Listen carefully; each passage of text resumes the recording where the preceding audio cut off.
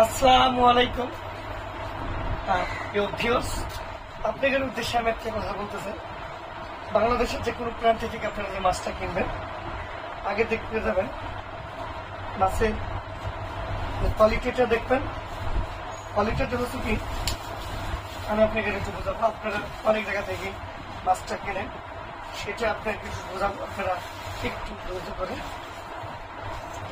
ক্ষেত্রে আমি আপনাকে দেখেন সবটাই দিতে ভাই করবো না। আগে শুরু করে আড়ি মাছ থেকে আমি যেটা বলতে চাচ্ছি, যেটা জেঠা মাছ দেখবেন চোখ গুনে কাছের গুলি হতো। এখানে একটু জমা ধরো, একদম ফ্রেশ মাছের যে জিল যে কালারটা দেখতেছেন একদম সোনালি কালার। আচ্ছা, একটু না আড়ি মাছটা গেলাম, আর একটা কিছু দেখাবো।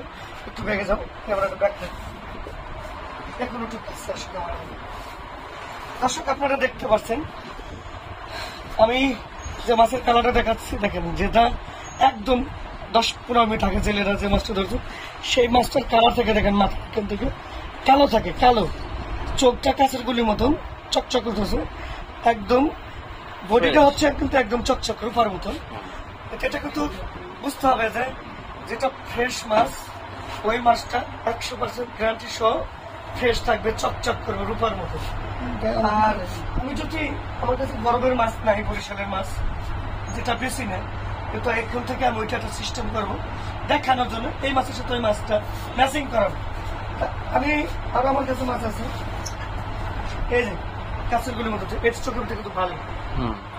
দর্শক আপনারা কিন্তু ফলো করবেন, কিন্তু আমি যেটা আপনাকে দেখাচ্ছি এইভাবে আমাদের কাছ থেকে যদি আপনারা মাছ কিনতেছেন, আমাদের কাছে মাছ চোখ কাছের গুলির মতো।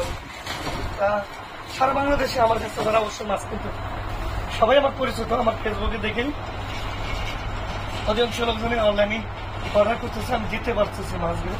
এখন কিন্তু মাছের জমজম অনেক সিজন। তো সেক্ষেত্রে আপনারা যদি কিনতে চান, বা ঢাকা শহর না সারা বাংলাদেশে যে জায়গা থেকে মাছটা কিনবেন, বড় ছোট যে মাছই কিনবেন, আগে চোখটা রক্ষ করে দেখবেন যে চোখটা কি তাজা আছে নাকি। চোখটা ঘোলা হয়ে গেলে দেখবেন সেই মাছটা পুরনো মাছ। আজকে পর্যন্ত এই জায়গায় শেষ। ভালো থাকবেন। আসসালামু আলাইকুম।